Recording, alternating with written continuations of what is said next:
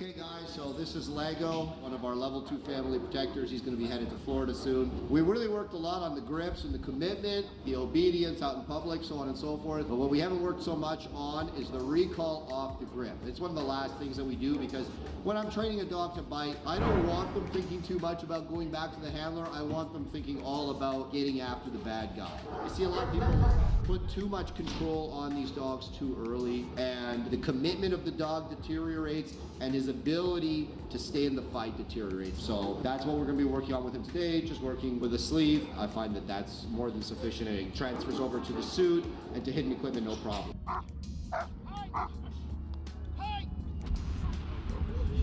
Okay guys, so this next dog is Boss.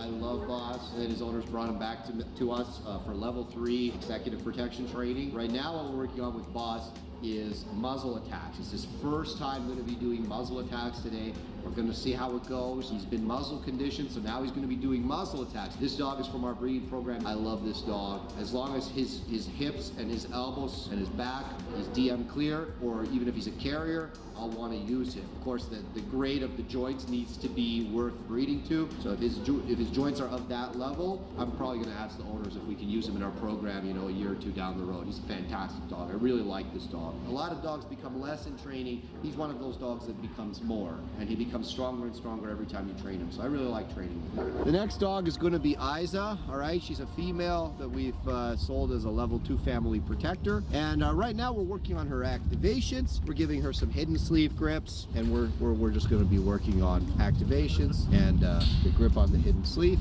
and you know, a little bit of outing as well. Hi, almost there. I'll get to her. Hey, hey. Good girl. Get him. Get him, Isa. Good girl. All right, guys, this next dog is Coda. He's a 3-year-old German Shepherd.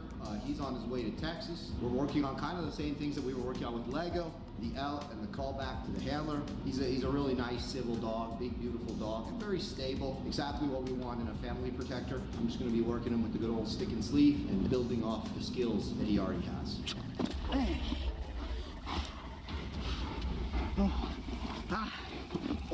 Good boy, Coda.